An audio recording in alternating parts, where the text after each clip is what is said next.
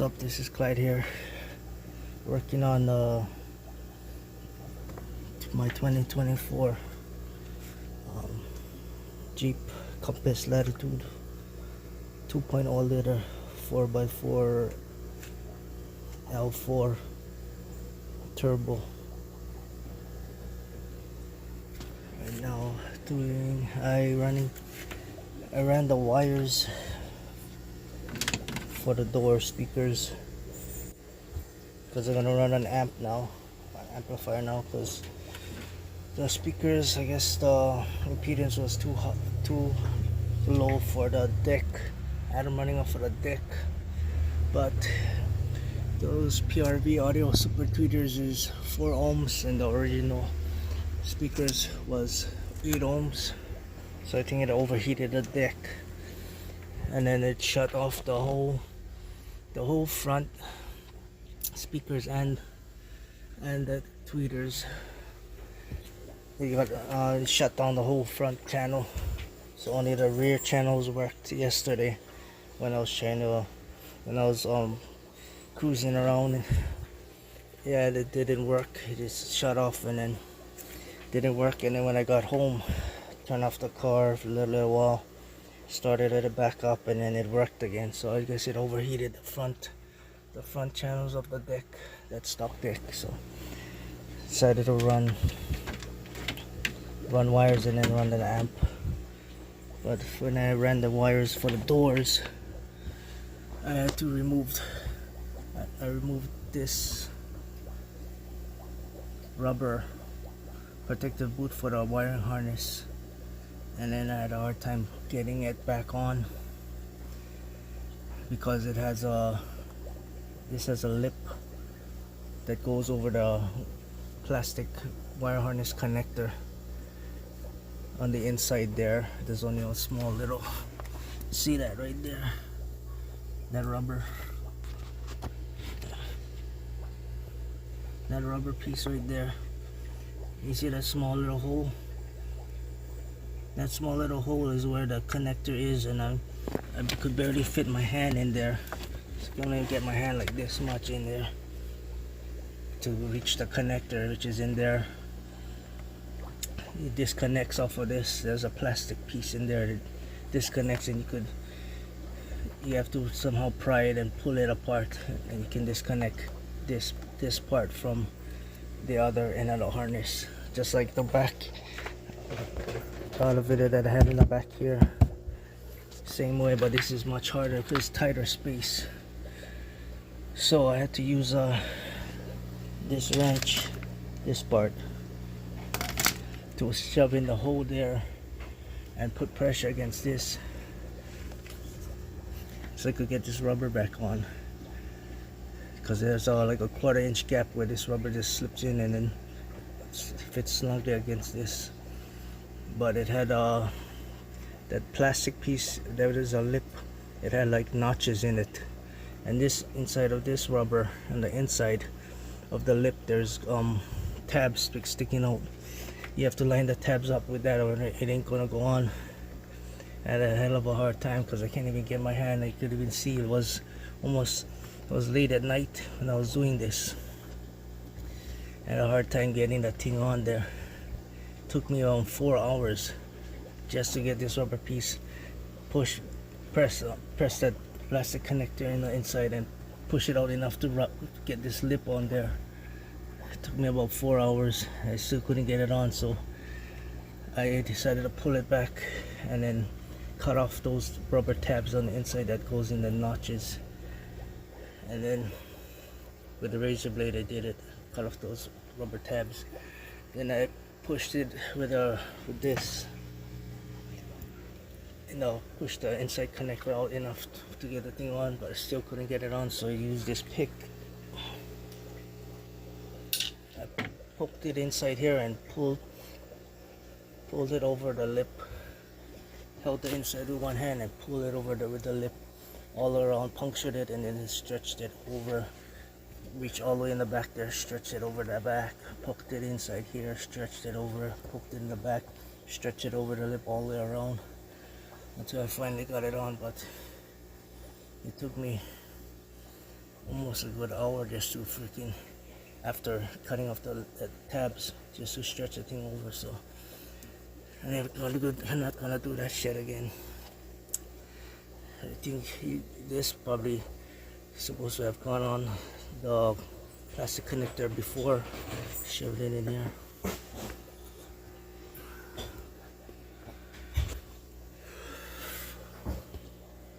Yeah, so at the factory they probably put, when they assembled it, they had this rubber boot on the end of the plastic connector. They shoved it in and it clicked into place.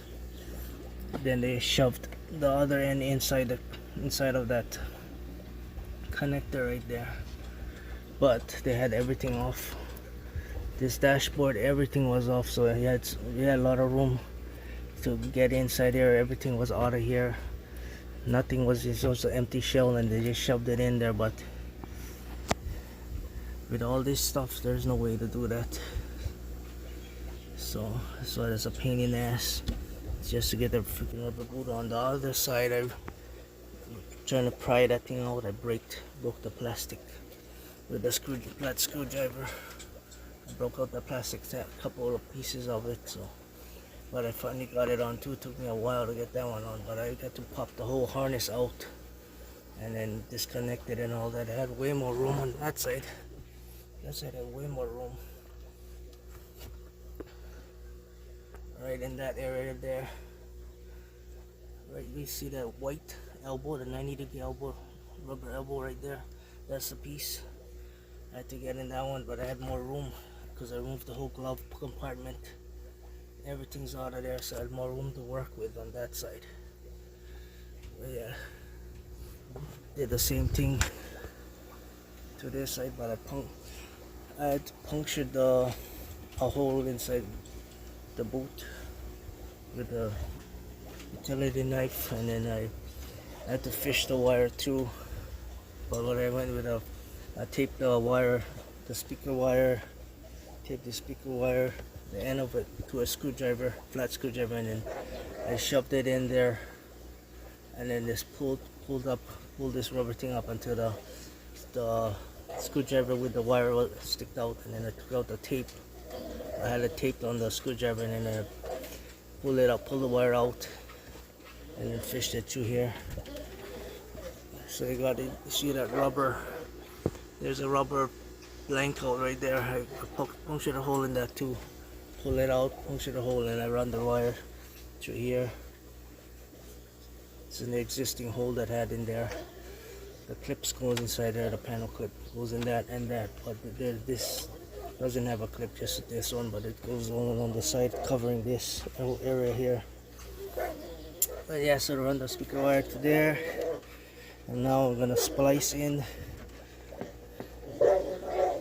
the negative and the positive to this from the super tweeter, 3.5-inch super tweeter up in the dash right there. I'm gonna splice it into this parallel, so it's gonna be 2 ohms. This is 4 ohm, 4 ohms gonna be the door, and 4 ohm that, so parallel 2 ohms. So we're gonna be running 2 ohms off of one channel. Same with the other side. I'm gonna do the same thing, splice it in. I'm gonna remove the tweeter, run the wire down, splice it into that side, run it into the back to that.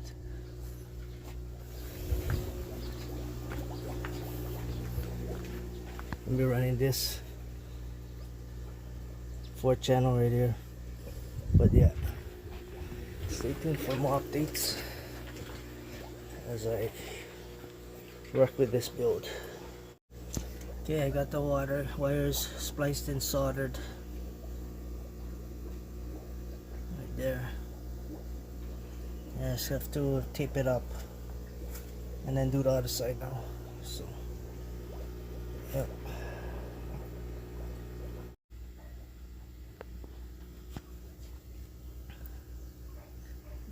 To remove this head unit, you take out that screw, and then this side, that other screw. Then you can pull this whole factory head unit out. Then you can remove that, and that other screw. Then you can take that vent out. Then you can take these out. You take out all the screws there. You can pull this plastics off. Pretty much everything can come off. The hardest part to come off would be that screw over there, that Allen head screw. It's so close to the windshield. That'll be the hardest to get off. But yeah, it's not that hard. No, not that hard to get off this dash, all the dash panels and all that. Pretty easy.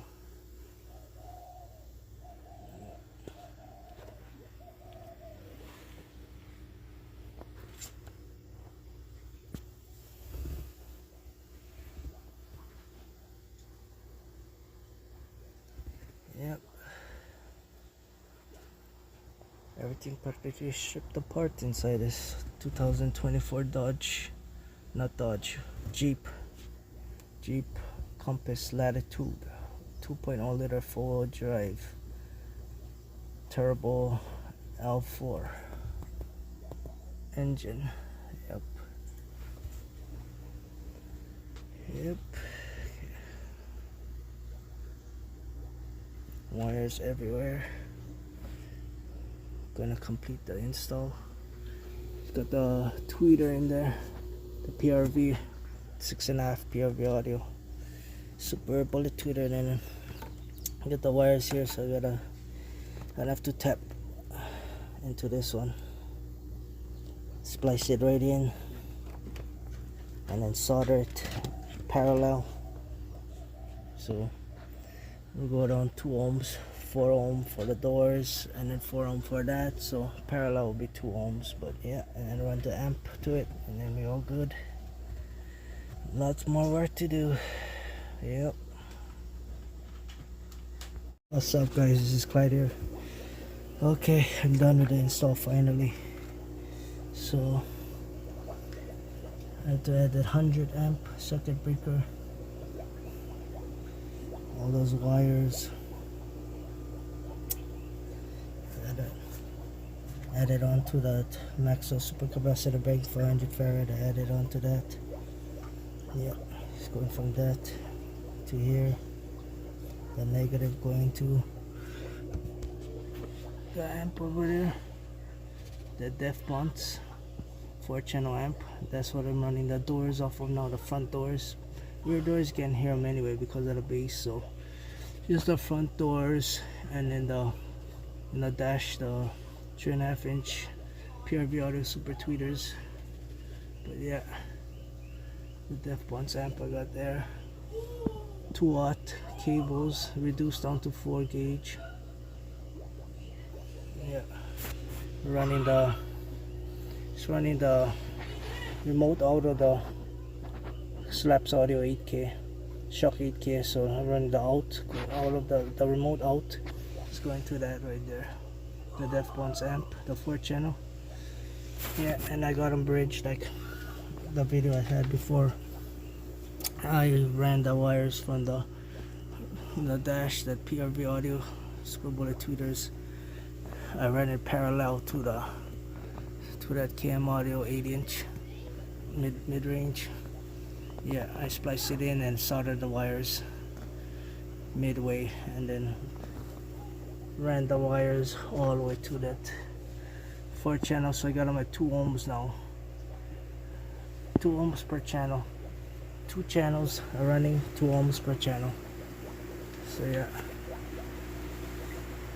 additional stuffs, additional amp to power these, the 8-inch mid-range, and then in the dash right there, PRV audio 3.5 inch super bullet tweeters. Yeah, at first it didn't work. Quiet. At first it didn't work because I didn't realize that I only had one side of that high input coming in from the from this left rear door speaker. So I ran the RCA to that right side, and it didn't work. I was thinking something was wrong, so I played around with the RCAs, and yeah, only one side works. I had to run splitters. I ran this new concept Y adapters, Y splitters. Two of them I run two off of each other, so I could run one to the SLAPZ Audio 8K right there, and then two to that Deafbonce 4-channel amplifier right there for the doors, the mids and highs. But yeah, now it works.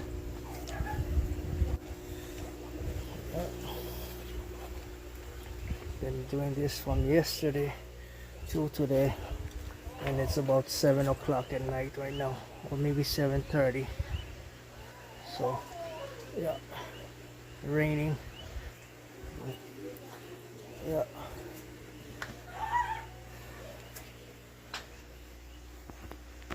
I'm running to this side. Yep. So yeah, get all the wires running together. Run it up there, all bunched up together.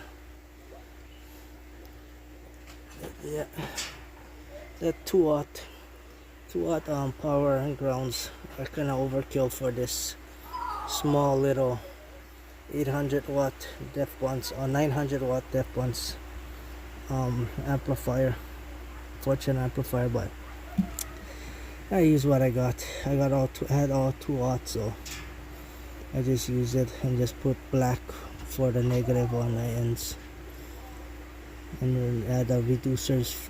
2 watt. Add a 102 to 4 gauge reducers, but I run if it 2 watts. I run the 2 watt cables in them. Yep, that's what I got right now. And I get another 500 farad Maxwell supercapacitor gun coming in from eBay. So I got it for like about 170 something bucks shipped. So it's another 500 farad, 16 volt 500 farad Maxwell supercapacitor gonna come in. That one's gonna be a blue case like this, but not like this battery style. It's gonna be a wall mount style with a hole so you can mount it. So probably I'll mount it right above here, maybe sideways. Put it sideways right here and mount that super cap right there probably, and then run that super cap to this super cap, positive to positive, negative to negative. We'll see when it comes in. More power. Yep. Okay, I gotta go and clean the windshield now because it's all dirty from when I was pulling off the dash. All the panels from the dash and everything is all dirty. Clean up the windows. Now get everything all tidied up, put away, clean up all my tools and stuff. But yeah, today's update, guys.